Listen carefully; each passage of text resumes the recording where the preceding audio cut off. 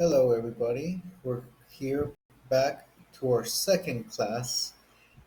We're using our course book Face to Face second edition for beginners, the Red Book from Cambridge University Press. I am your instructor, Joey Walker, and topic 1A would be How are you?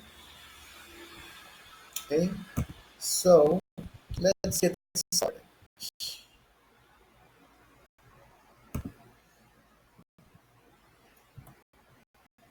So, as a review already knows, since we're talking about how are you, we're saying that hi and hello. Do you remember what's the difference? Okay, so hi is informal. You use it with your buddies, with your friends, with somebody that you trust a lot, that you have some form of let's say confidence in order to talk with them like that. Hi, Mary. Maybe hi, sister. Hi, Donnie.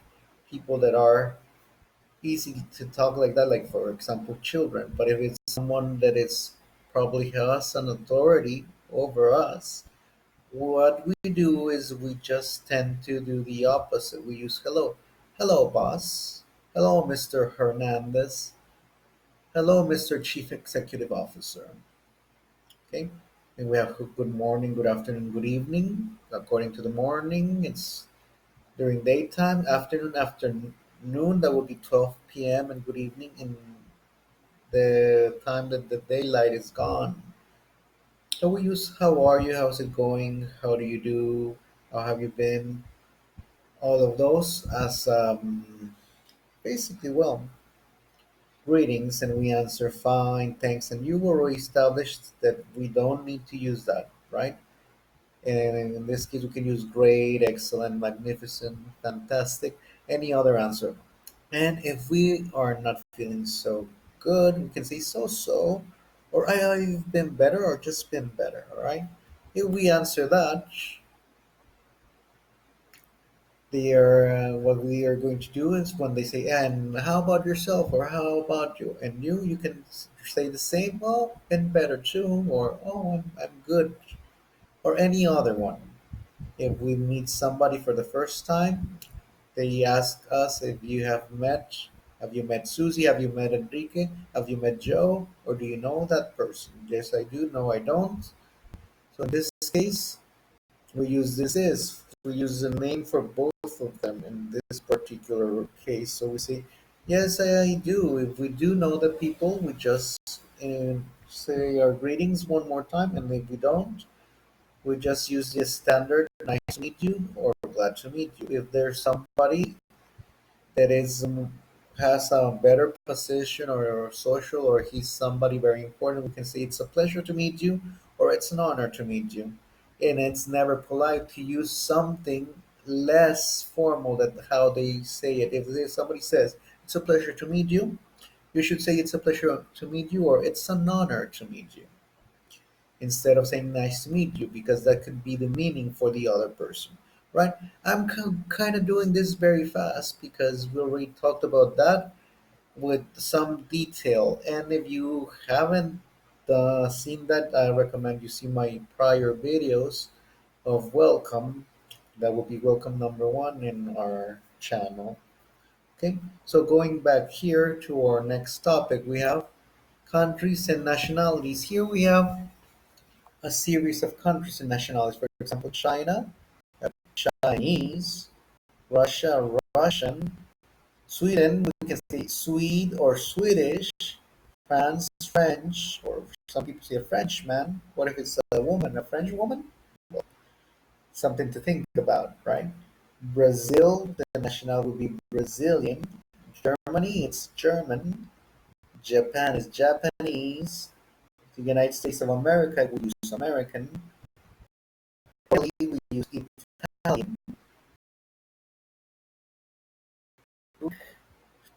Like the yogurt, yogurt. For Canada, we use Canadian. Austria, Austrian. England, English, or an Englishman, or if we say Britain, it's British, or the United Kingdom, right? But These are some examples, but do you know how we determine this? I'm not going to tell you a rule per se because there isn't any, but instead we have a generality that most of the countries' nationalities follow.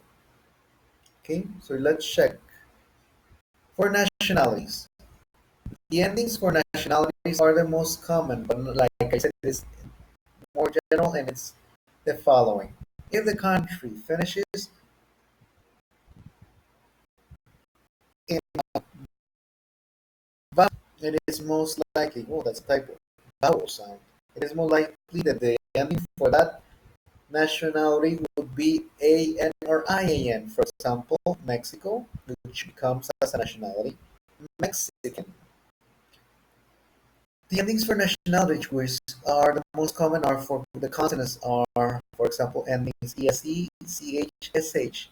In this case, we have an example for each one of them. For example, France becomes French, which we saw, Japan, Japanese, and England, English. This come all in our prior examples. So, moving on, we have here a series of people, but before we do that, let's review this.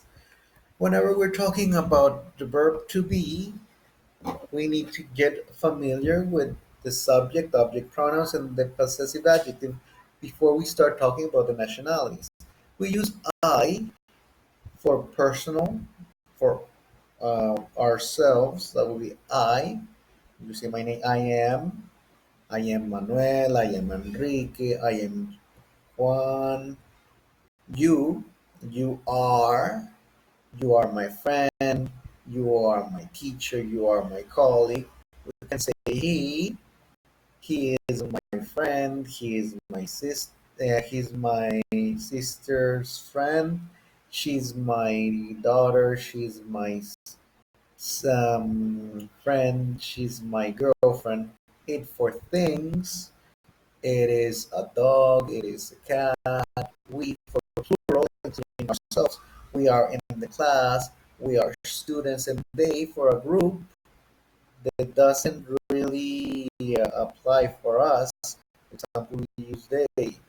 They are in. They are English students. They are French students. Okay, so the equivalent for this one's for I becomes me, for you becomes you, for he becomes him, for she, her, for it, for we, us, and for they, them. The difference, whenever we use the subject pronoun, we first say the subject pronoun and then we use the verb. I am. I am happy, for example, or you are sad. Whenever we use subject pronoun, we say first the verb and then the pronoun. In this case, here the subject does the action, and on the other hand, here the subject, or in this case, the object pronoun, is affected by the object. If I say, I call my sister, you can say, my sister calls me. Who's doing the action? Here, I call my sister. If I say, my sister calls me, who's doing my sister, and I'm affected by the action, that would be me. My sister calls me. All right? Now, whenever we talk about possessive, my sister, your family, his brother. This is the equivalent he for he is his possessive, for she is her possessive, and so on. It is our, and their, theirs. For example, we use their school, our class. It's talking about an object, for example, the legs. Its legs, talking about a chair or a table. Okay? So whenever we conjugate for the first time, we use I am, he, she, and it is, we, you, and they are. Okay? You are for singular and you are plural. That's why it's divided like this in this little diagram. If we want to say the negative for the verb to be, we use the same base, I am, and we add not. I am not. If we want to make the contraction, we can say apostrophe M. I'm not. If we say you are, you are, we are, they are. We can use contraction. We're, your, and their. We use apostrophe re. Mm-hmm. All right. And whenever we use the verb to be with he, she, and it, we conjugate it, and it's is. He is, she is, it is. If we want to make this very a contraction, we can say he's, she's, and it's. So in this case, we put the apostrophe s for this tree. Okay, finally, we want to make a question. We invert the order. Here we have I am. Here we say am I. Example, I can ask, am I a good teacher? We say, yes, you are. No, you aren't. Are you friends? Yes, we are. No, we aren't. Is she pretty? Yes, she is. Or no, she isn't.